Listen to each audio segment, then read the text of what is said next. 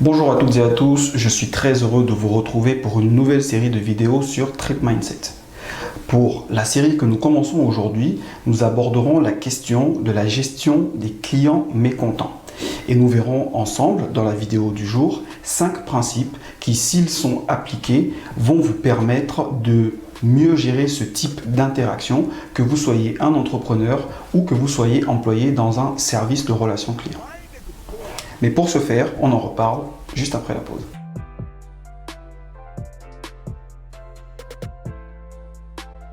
Si tu nous rejoins sur la chaîne, tu es ici sur Trip Mindset, une chaîne qui souhaiterait partager avec toi des informations, des astuces, mais également des retours d'expérience autour de 3 thématiques principales. Nous parlons ici d'entrepreneuriat, de développement personnel et d'éducation financière. Alors, si toi aussi tu trouves que c'est une excellente idée, n'hésite pas à t'abonner et à activer la cloche des notifications afin de ne rien manquer de nos prochaines publications.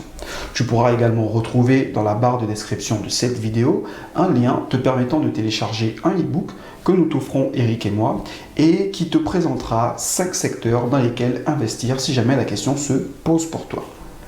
Maintenant que cela est dit, revenons au thème du jour.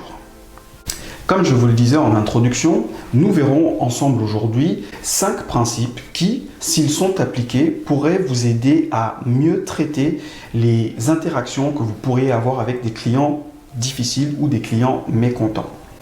Pour commencer, nous allons parler de la première impression. La première impression est celle qui laisse la trace la plus durable auprès de votre client.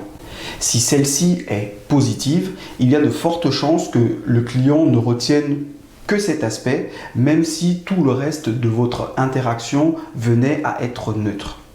Si jamais vous êtes en situation de responsabilité au sein d'une agence ou au sein d'un bureau et qu'un client venait à vous interrompre pendant que vous êtes en réunion avec un autre client, le simple fait de lui faire signe pour qu'il comprenne que vous allez pouvoir vous occuper de lui dès que possible, sera suffisant pour laisser une bonne première impression, en tout cas en ce qui concerne la prise en charge dans votre service. Après avoir fait une bonne première impression, il est très important de pouvoir délivrer le bon message.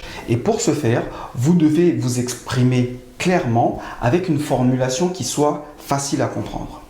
Vous devez également penser à éviter les termes ou le jargon technique de votre métier.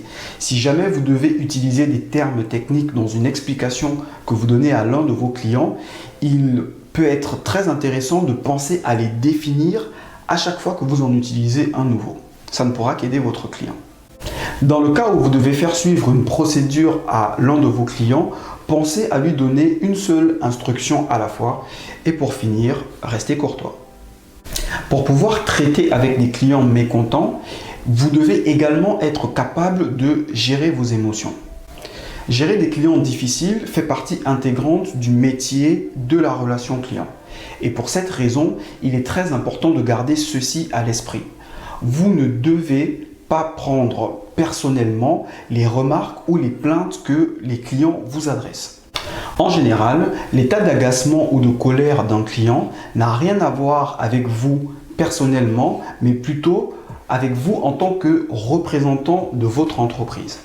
Et à bien y réfléchir, un client qui s'énerve contre une entreprise, donc contre une personne morale, ce n'est pas bien grave. Ne le prenez donc pas personnellement. Pensez donc à faire preuve d'humilité face au client, qu'il ait raison ou tort à votre avis. Ensuite, vous devez pouvoir vous démener pour vos clients mécontents. Cela revient à dire que vous devez être tout à fait capable de répondre à la demande d'un client qui est mécontent et ce que vous estimiez qu'il ait tort ou raison de l'être. En règle générale, lorsqu'un client est mécontent, il va faire de la publicité pour votre entreprise ou pour votre service client, publicité négative bien entendu, auprès d'un plus grand nombre de personnes qu'un client qui sort de chez vous satisfait. Et donc, si vous arrivez, malgré l'état de mécontentement de votre client, à satisfaire sa demande, à répondre à sa question, de façon à ce qu'il en sorte avec une bonne première impression de votre part, mais également tous les éléments dont il avait besoin en entrant dans votre magasin ou en vous appelant, vous avez de très fortes chances que ce client-là devienne l'un de vos meilleurs ambassadeurs parce que vous l'aurez fait passer du statut de très mécontent à celui de client satisfait. Pour finir, vous devez être capable d'anticiper les demandes.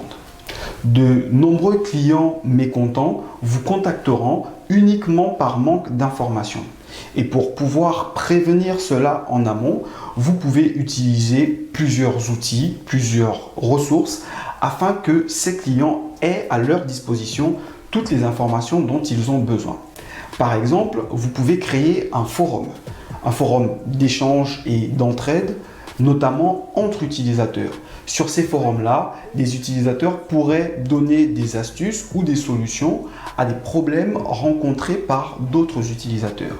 Mais il faut bien entendu que votre service client puisse passer fréquemment sur ce forum de façon à être capable de répondre à des questions si jamais les utilisateurs n'en ont aucune de réponse. Autrement, vous pouvez prévoir une foire aux questions ou même proposer des articles de formation. Beaucoup de marques, notamment dans la téléphonie et dans l'informatique, procèdent ainsi, de façon à ce que vous puissiez retrouver sur leur site internet des articles de formation qui vous aident à traiter un problème, à résoudre un problème ou alors qui vous donnent des procédures afin d'utiliser vos articles dans les meilleures conditions possibles. Nous arrivons ainsi à la fin de notre vidéo du jour. J'espère que celle-ci vous aura plu. Si jamais c'est le cas, n'hésitez pas à nous laisser un petit commentaire pour nous l'indiquer. Quant à moi, je vous dis à très bientôt sur Trip Mindset.